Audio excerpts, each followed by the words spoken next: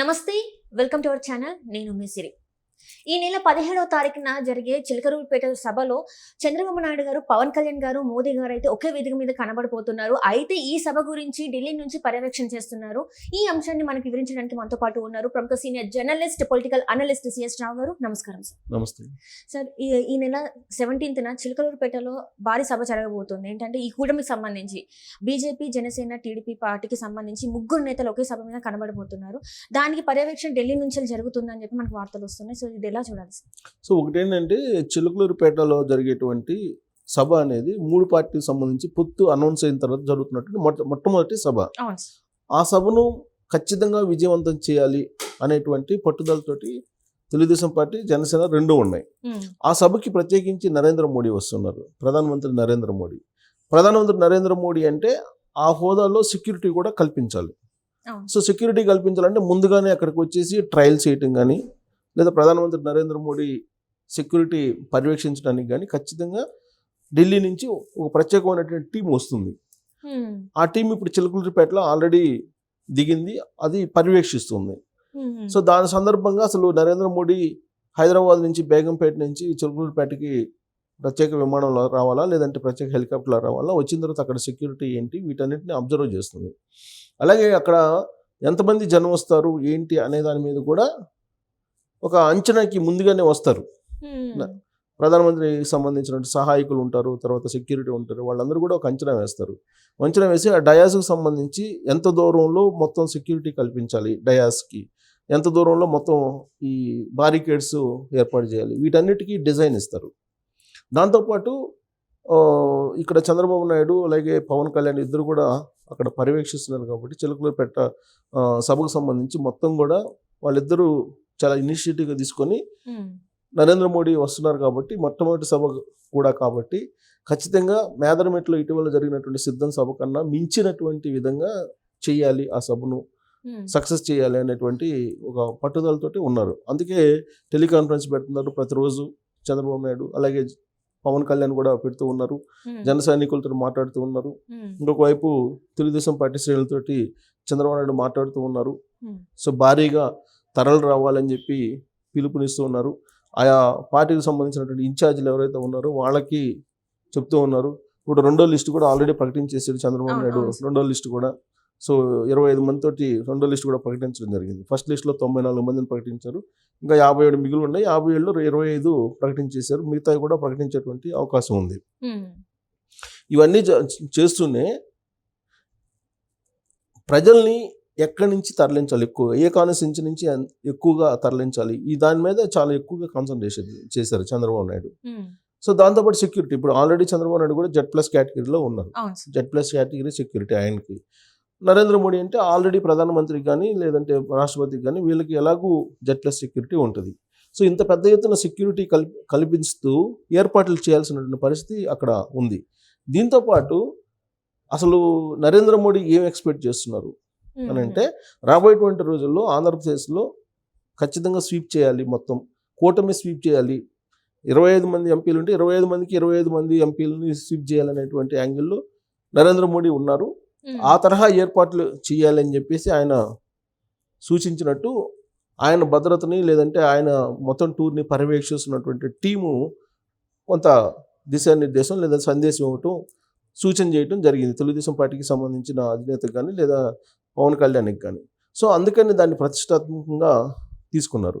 So Delhi నుంచి మొత్తం పర్యవేక్షిస్తున్నారు దీన్ని, ఈ సభను, చిలకలూరిపేట సభని ఢిల్లీ నుంచి పర్యవేక్షిస్తూ ఉన్నారు. కానీ కారణం ఏంటంటే ఇప్పటి వరకు కూడా బీజేపీ, జనసేన, తెలుగుదేశం పార్టీ కలిసి పనిచేయాలి ఇటీవల కాలంలో, గత 2019 నుంచి.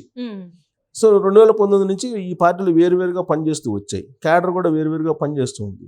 ప్లస్ నరేంద్ర మోడీ అంటే ఒక రకమైనటువంటి వ్యతిరేక భావం ఆంధ్రప్రదేశ్ ప్రజల్లో ఉంది. అక్కడ అమరావతిని నిర్మించలేదు, రాజధాని విషయంలో జోక్యం చేసుకోలేదు, తర్వాత జగన్మోహన్ రెడ్డిని ప్రోత్సహిస్తున్నారు, జగన్మోహన్ రెడ్డి తోటి కలిసి ఆయనకు అండగా ఉన్నారు నరేంద్ర మోడీ. అందుకే రాష్ట్రంలో ప్రజా వ్యతిరేక పాలన కొనసాగుతుంది. అయినప్పటికీ కూడా అడ్డుకునే ప్రయత్నం సెంట్రల్ గవర్నమెంట్ చేయలేదు. రాష్ట్రాన్ని విభజించిన తర్వాత విభజన హామీలు అనేక ఉన్నాయి, వాటిని నెరవేర్చలేదు మోడీ. ప్లస్ చంద్రబాబు నాయుడు అరెస్టు, ఆయన జైల్లో పెట్టినటువంటి సందర్భంగా బీజేపీ ఏ విధంగా వ్యవహరించింది, ఇవన్నీ కూడా ఆంధ్రప్రదేశ్ ప్రజలకి బాగా గుర్తున్నాయి. సో ఆ జైలుకి వెళ్ళినటువంటి సందర్భంగా బీజేపీ లీడర్లు ఎవరు కూడా ఢిల్లీ సంబంధించిన బీజేపీ లీడర్లు ఎవరు కూడా స్పందించలేదు. ప్లస్ కొంతమంది స్పందించినప్పుడు కూడా రాష్ట్ర స్థాయిలో ఉండేటువంటి లీడర్లు కూడా కొంతమంది స్పందించారు, మిగిలినటువంటి వాళ్ళు స్పందించలేదు. ఇంకొంతమంది జగన్మోహన్ రెడ్డి అరెస్ట్ని సమర్థించారు, కొంతమంది బీజేపీకి సంబంధించినటువంటి వాళ్ళే. ముఖ్యమంత్రిగా ఉన్నటువంటి జగన్మోహన్ రెడ్డి ఏం చెప్పారు, అప్పుడు నేను లండన్లో ఉన్నా, నాకేం తెలీదు, ఇదంతా ఢిల్లీ బీజేపీ పెద్దలు చూస్తూ ఉన్నారు అనే యాంగిల్లో మాట్లాడారు. అంటే దాని అర్థం ఏంది, ఢిల్లీ బీజేపీ వాళ్ళే చంద్రబాబు నాయుడిని అరెస్ట్ చేయించారు అనేటువంటి యాంగిల్లో మాట్లాడారు. సో అది బీజేపీ వాళ్ళ మీదకి వెళ్ళిపోయింది అరెస్ట్ అనేది. ఒక జగన్మోహన్ రెడ్డే కాదు, బీజేపీ వాళ్ళు పైనుండి చేయిస్తే జరిగింది అనేది అర్థమైపోయేలాగా జగన్మోహన్ రెడ్డి మాట్లాడటం జరిగింది. సో దీంతో తెలుగుదేశం పార్టీ క్యాడర్లో కానీ, లేదా తెలుగుదేశం పార్టీ అభిమానుల్లో కానీ, లేదా సింపథైజర్స్లో కానీ ఒక రకమైనటువంటి కోపం నరేంద్ర మోడీ మీద ఉంది. ఇలాంటి పరిస్థితుల్లో ఆయన ఇప్పుడు పొత్తు పెట్టుకొని వస్తున్నటువంటి క్రమంలో ఈ సభ సక్సెస్ అవుతుందా కాదా, అసలు నరేంద్ర మోడీ, చంద్రబాబు నాయుడు, పవన్ కళ్యాణ్ ఒకే వేదిక మీద కనిపిస్తే అసలు జీర్ణించుకోగలరా Telugudesam party cadre? Janasena Telugudesam party కలిసి పనిచేయటం అంటే ఓకే, కానీ బీజేపీ తోటి కలిసి వెళ్ళటం అని అంటే తెలుగుదేశం పార్టీలో ఉండేటువంటి హార్డ్ కోర్ లీడర్ ఎవరైతే ఉన్నారో వాళ్ళు అసలు ఒప్పుకుంటారా? సో ఒప్పుకునే పరిస్థితి కూడా ఉండదు, ఎందుకంటే ఒక శత్రువులాగా చూస్తున్నారు ఆయన్ని. సో ఇప్పుడు ఆయన్ని మీటింగ్కి రావడం, ఆయన మీటింగ్ జనాలని తీసుకురావడం అనేది కొంతమంది సహకరిస్తారా లేదా అనేది కూడా వినిపిస్తుంది. ఇది కేంద్ర నిఘా వర్గాల ద్వారా కొంత సమాచారం కూడా తీస్తున్నారు. సో దీంతో ఇప్పుడు కేంద్రం నుంచి కూడా, ఢిల్లీ నుంచి కూడా ఈ సభను పర్యవేక్షిస్తుంది. సో అనుకున్న రీతిలో ఇది సక్సెస్ అవుతుందా కాదా, సక్సెస్ అయ్యేలా ఎలా చేయాలి అనే దాని మీద గైడెన్స్ కూడా ఇస్తూ ఉన్నారు.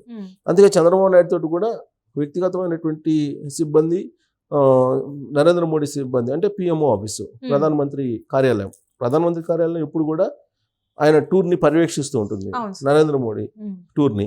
అలాగే ఆ ఏర్పాట్లు కూడా పర్యవేక్షిస్తుంది. పోయేటువంటి సభ ఏంటి, షెడ్యూల్ ఏ టైంలో వస్తారు, షెడ్యూల్ ఫిక్స్ చేయటం, ఎవ్రీథింగ్ ప్రధానమంత్రి కార్యాలయమే చూస్తుంటుంది. నరేంద్ర మోడీ డైరెక్ట్గా చంద్రబాబు నాయుడు తోటి మాట్లాడకపోయినప్పటికీ కూడా ప్రధానమంత్రి కార్యాలయం ఎప్పటికప్పుడు టచ్లో ఉంటుంది. అంటే దాని అర్థం ఏంటంటే ప్రధానమంత్రి తోటి చంద్రబాబు నాయుడు టచ్లో ఉన్నట్టే, చంద్రబాబు నాయుడు ప్రధానమంత్రి టచ్లో ఉన్నట్టే భావించాలి.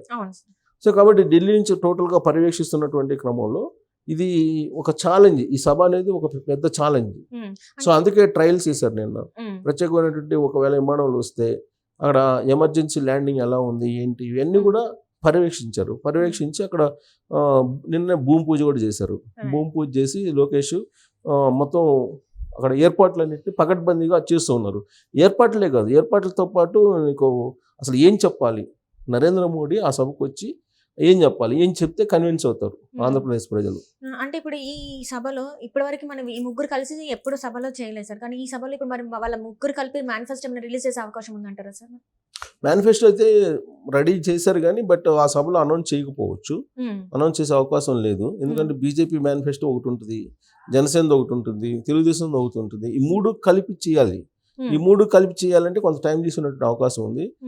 దానికన్నా కూడా రాష్ట్ర ప్రయోజనాలనే ప్రత్యేకించి ఫోకస్ చేసేటువంటి అవకాశం ఉంది. సో చంద్రబాబు నాయుడు టెలికాన్ఫరెన్స్లో కూడా తెలుగుదేశం పార్టీ క్యాడర్ చెప్పడం ఏంటంటే రాష్ట్ర ప్రయోజనాల దృష్ట్యా ఈ పొత్తు అనేది చెప్తున్నారు.